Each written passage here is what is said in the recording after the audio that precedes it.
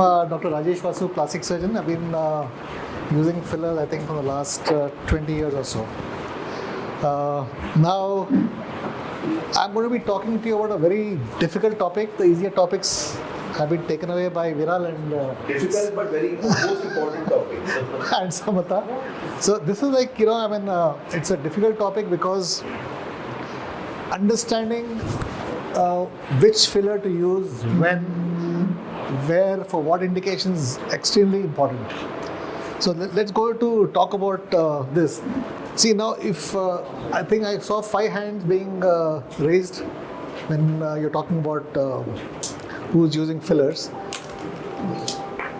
Now, how do you pick up a filler? So many companies you have. One is Minarini, you have Allergan, you have so many other companies. How do you pick up a filler? Very difficult, isn't it? For a newcomer, it's very difficult. And you have a variety of indications. You can fill the cheek, you can do a chin augmentation, you can do a nose augmentation, you can do a temporal augmentation, you can do lips. So these are all the indications which one would want to use fillers for. So how would you choose? So for this, you need to understand what the heart of the filler is. What is the ingredient? What is the viscoelastic properties? What is the chemical nature? What is the physicality of the filler? Okay. So this is the topic. It's very important because it happened to me. It happened to me when I was earlier on in my practice. They just gave me 3 boxes and they just said, use it. Now, I didn't realize that this was a high G prime and I'm using a filler for a lip augmentation. So I'll talk to you about these high G primes, what they are and when you should use what. Impinging on some part, something is being stretched, something is being rotated, there's a torsion, there's a compression, there's a stretchability. So different varieties of fillers have different properties of actually moving. So you need to know which filler to use in which indication. Okay. Can we have the next slide? So obviously, the next slide. Yeah. So we'll talk about the rheology. Rheology means how the gel which we are using is actually behaving. So we need to know what the viscoelastic properties are. Next slide. So it's a science of flow or how the thing is going to be deformed. Now there are 2 things which you have to know. One is the viscoelastic properties and the other one is cohesivity. 2 things. Okay. And we talk about the viscoelastic properties, we need to talk about the G prime in terms of elasticity, the G prime in terms of viscosity. These are 2 main important things which you have to know. Okay. Now imagine that you put a rubber band in the face, okay, and you stretch the rubber band. There's a force, isn't it? So imagine that this force is actually the rubber band actually goes back, isn't it? So there is no deformity. So this is what you want when you put in a filler. Okay, it should not be like you have put in a filler and you have let it do what it wants inside by deforming the whole product what you've used. It goes waste. So let's say you're doing a chin augmentation, you need the filler to stay, isn't it? So when we talk about a property, it has to be having a high G prime in terms of the elastic modulus as well as in terms of the viscosity. And beware that by and large the hyaluronic acid fillers have a low prime G prime in terms of viscosity. So you need to actually step it up to actually get the best of the fillers. So always look for a high G prime fillers when you are going to volumize, when you want to augment something, when you want something to stay for a longer time. And obviously when patients are paying more, they obviously expect much more longevity for these things. So you cannot use a low prime thing which somebody gives it to you at a cheaper price, and you'll say that this is coming for a lesser price, let me use it. No, it doesn't work like that. So you have to use a higher G prime in terms of elasticity, higher G prime in terms of viscosity. Next. Yeah, so this is what I was telling you. So when you want to actually volumize, you have to use a high G prime in terms of elasticity. So that means the product is firm, it's harder, and it is more longer lasting, right? Now, you cannot do the same thing when it comes to the lips. Okay, imagine putting a rock in the lip. You cannot do that. So you have to use a different kind of a filler. So obviously this has a high G prime in terms of viscosity. So it is going to alter the shape, but it's also going to have a cohesiveness, and it helps the dynamism and helps the normal whatever emotions you have to do, smiling and all that, it maintains all that, not exposing the filler. Okay, so that's important. So adaptation to facial expression will be told to you by the reps.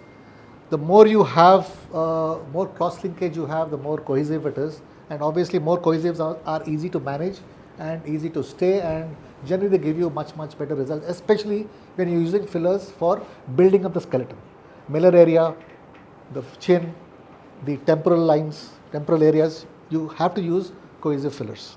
Next. Cross-linking again comes with all, I think all the companies have, they're developing towards more and more being cross-linked. So as the use. Okay. Next. Again, G prime viscous, it is standing there. It's not really high, but somewhere intermediate. Next. This tan delta thing is something where, this is again a theoretical concept.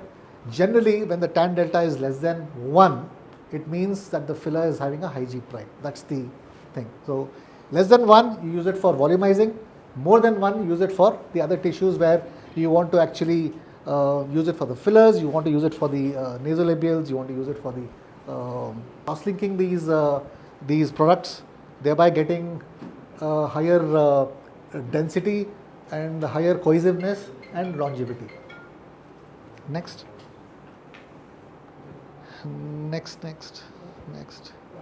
Okay, this is sorry. Just keep the. So we are going to use the obviously the touch filler is going to be a very soft filler. So you're going to have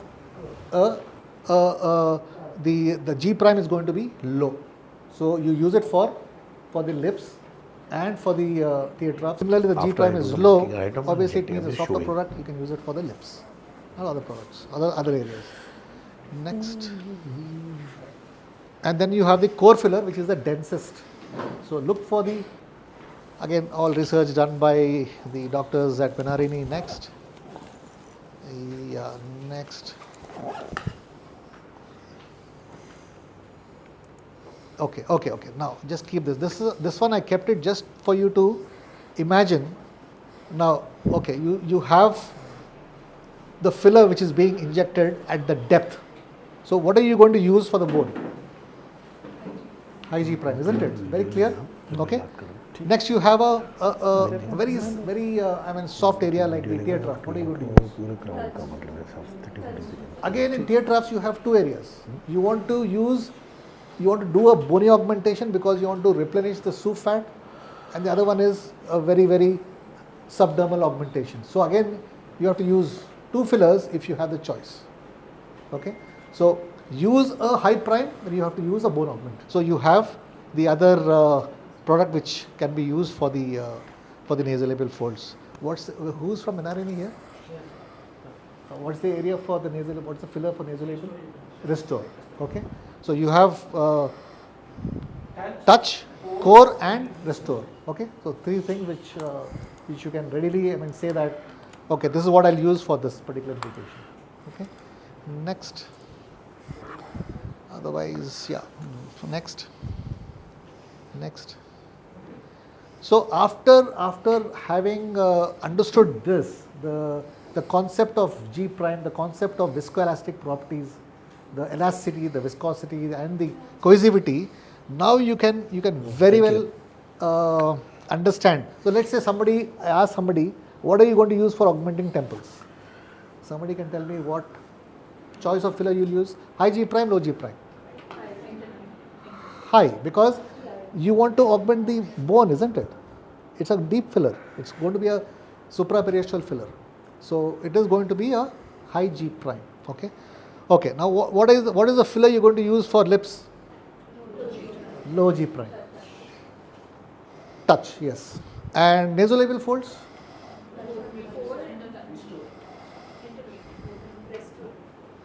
I think you become experts in just 15 minutes. Okay, that's it. I think this is what you will get the confidence just by understanding the properties of the filler. So now you can ask your distributor to confidently choose and deliver these products to you, rather than I have instances where people how they order. Let's say there are two dermatologists. They'll say, what is the top dermatologist ordering? Use the same filler for this patient. It's happened. So don't do that. So, develop your own concepts and start using these products very judiciously. Okay? That's it. Thank you.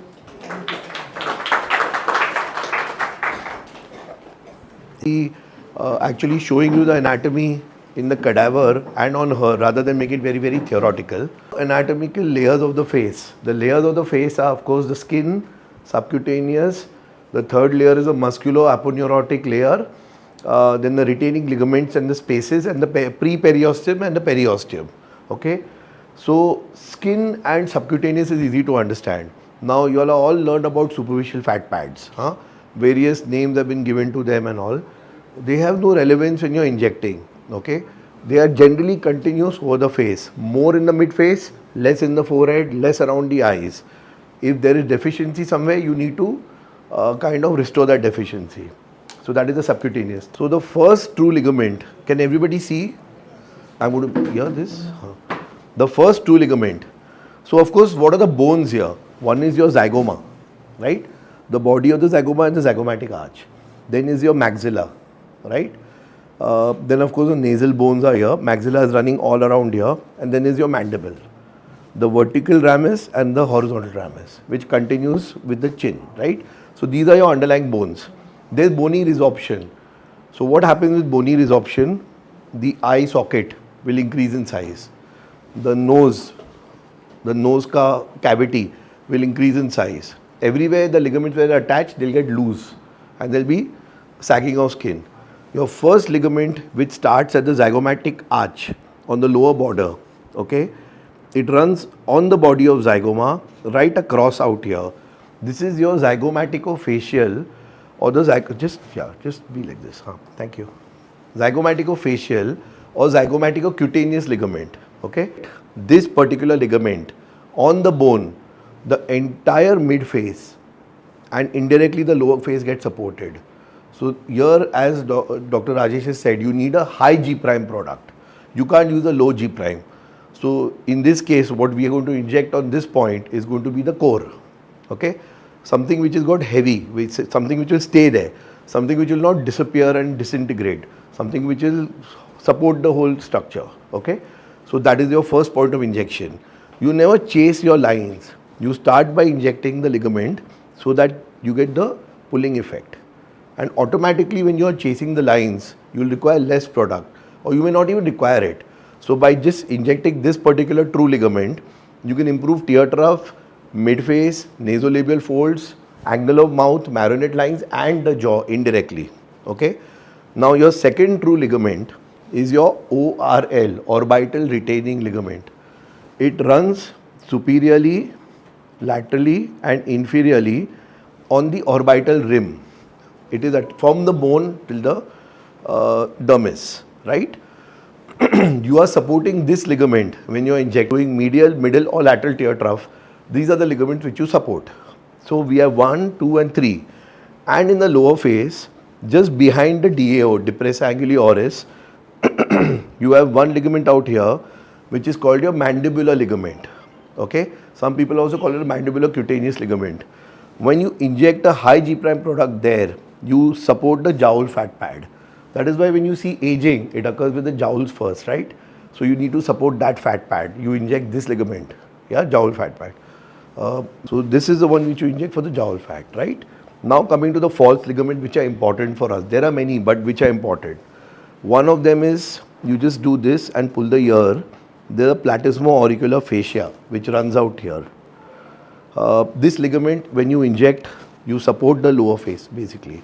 And anterior border of the masseter, you have the upper and lower massetocutaneous ligament. So when you are injecting this point, you are supporting these ligaments, and hence the jawline automatically improves. Okay? Your lateral part of the face doesn't move much. Your medial part is the one which animates, which moves a lot. So all your support is laterally but. So now if you see the supporting these before you start injecting anywhere in the medial part. Okay? These are your starting points. And obviously you'll be using high G prime products to medium G prime at least, but not low G prime, but at least higher G prime better in order to support these ligaments.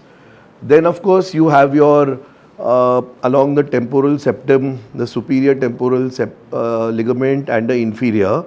Forget about these ligaments, they come in very advanced stages. But yes, you may need to inject out here to support basically the temples, which indirectly supports the eyebrow. Okay? Inject actually, okay? Next. Everywhere where the branches of external carotid artery and the internal carotid artery fuse or the branches mix, that means what can happen, the blood can from external carotid can go into the internal carotid. So if you inject a product and which goes into one of the branches of the external carotid, through retrograde can go into internal carotid. So these are your danger points. These are the points that you have to be very careful about and avoid, right?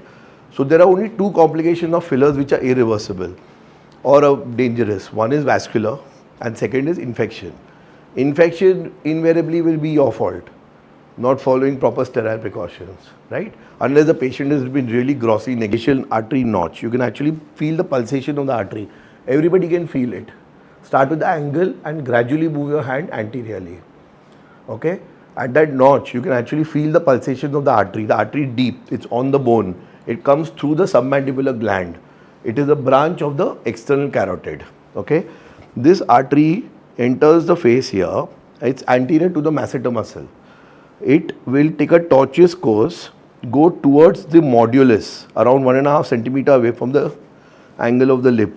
Now, this can be a very highly tortuous course, it can really go up also.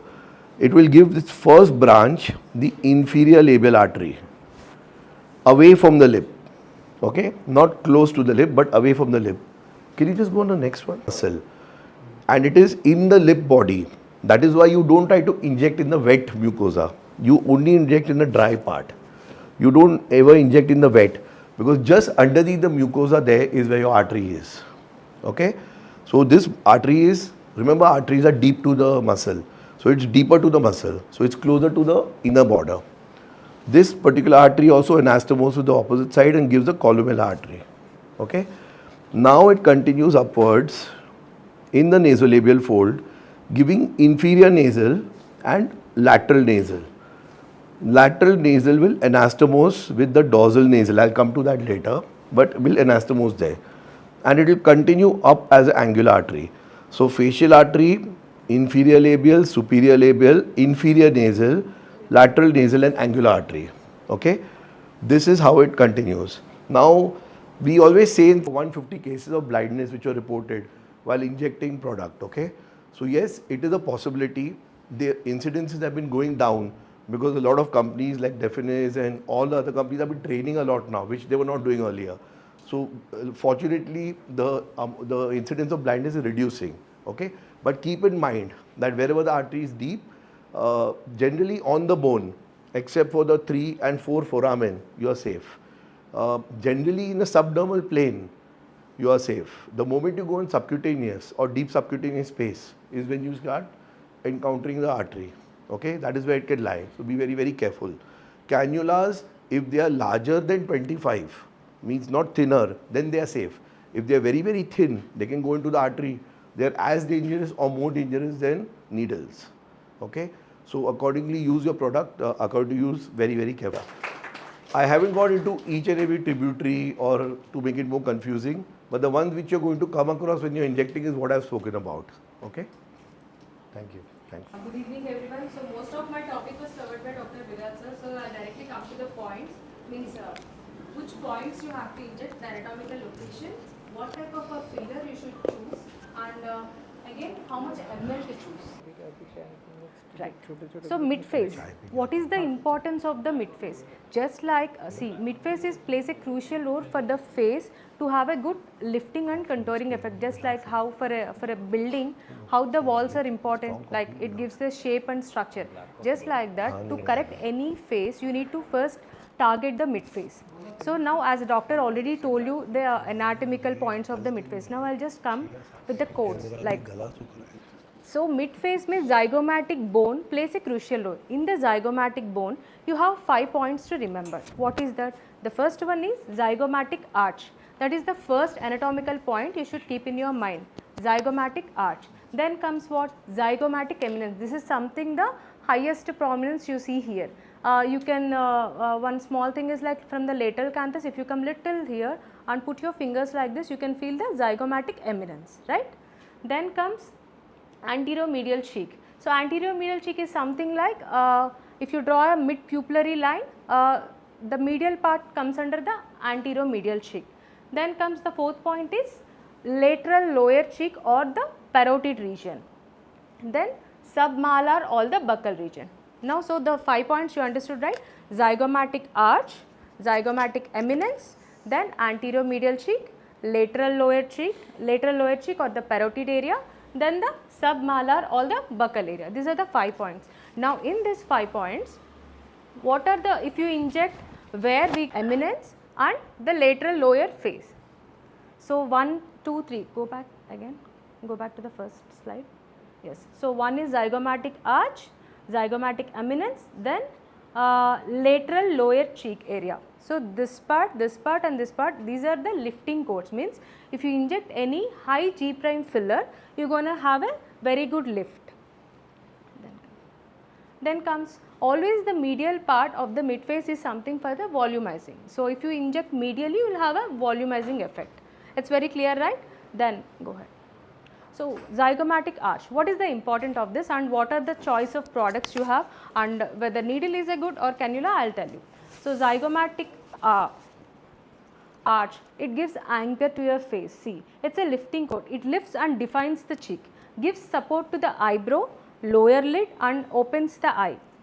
It improves the sagginess of the cheek and the jawline. Means if you lift this part, you can see your nasolabial fold point, first point will be improved on the bone. You should not hit the bone, you should be at the level of the bone. Okay, you can inject up to 3 ml if you are using 0.3 ml if you are using a needle. Need that much. It's like you should assess the face, see the face, understand the requirement, and you can just do 0.2, 0.3, 0.4, depends upon the type of the face. People who have a broader face, you can't keep on giving 0.5 ml like that. So understand what your client is looking at. When someone comes, walk into your clinic, ask them what exactly you need. So you just don't directly go and do like according to the books or something. Okay. Then the device, like the mode of injection, that is either needle or cannula. If you are injecting with the needle, go and hit the bone, go near the bone. Again, aspiration, it's must. So when you are using a needle, it should be like aspirate for at least 7 to 10 seconds. 7 to 10 seconds aspirate, especially beginner injectors aspirate. If you are not confident while injecting, if you are not on the bone, then again no problem, come out, again poke it, go up to the bone level, aspirate again for 6 to 10 seconds, then inject. Okay, done. Next one. This is something, go back to the curve. So as I told you, the curve for the high cheek to create the volume, especially for the young patients or people who have everything like a good contour face, but because of loss of too much weight and all, because nowadays everyone is 50, 55, 60. So they will be having a little shrunken face. For that, to give a little plumpier look, you can use high volume G prime filler. That is, you can use a definite core up to 0.5 ml using a cannula. We can show you during the workshop how to do with a cannula and with a needle. Next. Our next point is zygomatic eminence.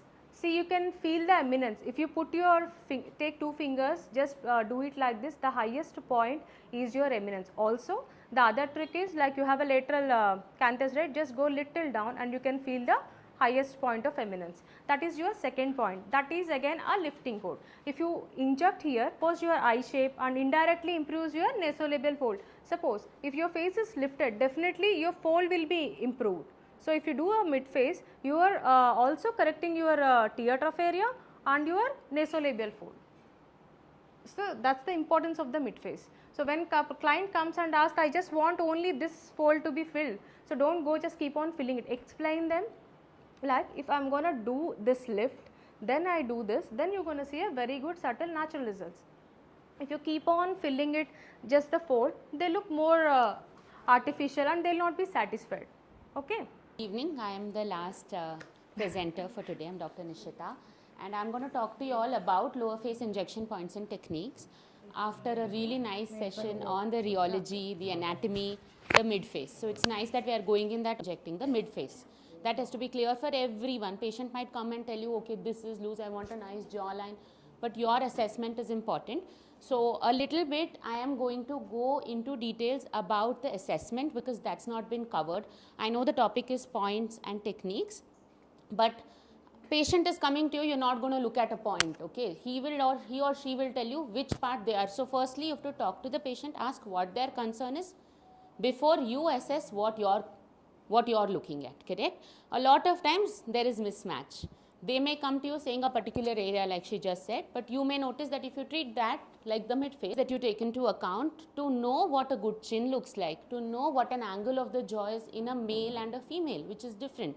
Chin shape, what a male chin and a female chin is different again. So this is something that all of you should know about before starting injection anywhere. This is your upper face, mid face and the lower face. Just enter, yeah. So the upper face, like we all know, is from the hairline to the glabella. So you divide the face into 3 and this becomes very important when you are trying to treat the lower face because a lot of times the lower face component is deficient in most Indians because of the lower face injection. Patient might not even tell you. That's something you have to notice. You start developing an eye for it, correct?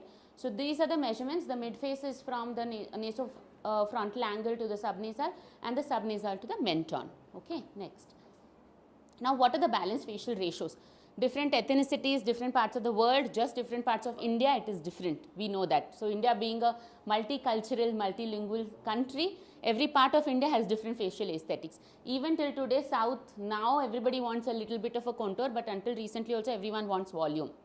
They want sharp lower face, correct? So they want a larger nose, they want a little wider mouth, and they want a heavier lower face. So this slide isn't there, but a basic marking that you all can remember for a chin when you're looking at any male or a female patient. The male chin usually should coincide with the angle of your mouth. Okay, so if you drop a line down from here, that's how wide men like their chin, or that's the beauty proportion that most of us go with. Of course, now gender is changing slightly. Men want a little feminized faces. Working women want a more contour. That little bit you can do depending on your patient, take their history, what do they do, work and everything. But for the women, for the females, then the chin usually should, for you're looking for the symmetry, proportion, you're looking for a tapered, slightly rounded but well-defined lower face. But in men, you want symmetry, proportion, and you want a well-defined jawline. Women also now are asking for jawlines, but they want a more well-defined chin before that. Okay, so these are all the facial shapes that are there. All these are very, very important. Assessment, I think Nishika covered part of it. And information and setting aside the expectations, right? Most of the times, patients do less product than what they are recommended. Okay. When we go to these conferences abroad, people inject 16 fillers, 12 fillers. You must have seen, right? Our patients don't do. So make a plan for the patient. Make a plan. You tell that ideally, if you want all these areas, you need so many. But let them start with maybe 2, 3. Generally, starting with 1 is very insufficient unless it's pure lips or something. Otherwise, 1 filler is very less, okay? At least try to do 2. Now, if we see her assessment and I spoke to her what she wants, of course, you can make out that lifting is the most important thing. That's why I've got more core. Because, and that is true for all your practices. You'll use more core because you want to lift the tissues all the time. Indians have generally heavy faces, right? Heavy skin. That is why we don't wrinkle like the Westerners. But you need more lifting. Okay? Her cheekbones are already prominent with. No. Don't ever think that you're making the cheekbones prominent. You're using it at all. If the patient is too apprehensive, I ask the assistant to support the head the other side. Otherwise, I feel on the arch there's a suture line. Okay? So I can give product just in front and just behind the suture line. So I'm going to give 3, I want to give 0.3. So 0.3 divided by 0.1 means 3 points. Remember I told you not to exceed 0.1. One of the way, right? So we have to be at most careful. Train your therapist to clean the entire face. Anything, Kaisa? 2 needles. Okay. This is in this filler. You have 1 ml. These are the needles. Why they gave 2 needles? Because this is how a needle looks, and this is how a filler looks. So suppose if you want to say you used only half ml. Okay, you want to keep the half ml. So make sure it should be on a sterile area, and this area is sterile. Okay. So once you are done, clean this syringe with an alcohol swab. Put it again, cap it, put it here, and you can write the date, time of injection, everything, and staple it. Put it in a sterile area of your fridge. Don't put it in the vegetable fridge. One line will be 0.01. Okay. So if you want to inject 0.2 ml, how much you inject? This is 0.1. This is 0.1. It's completely 0.0. 1 to 0.8 will be 0.2 ml.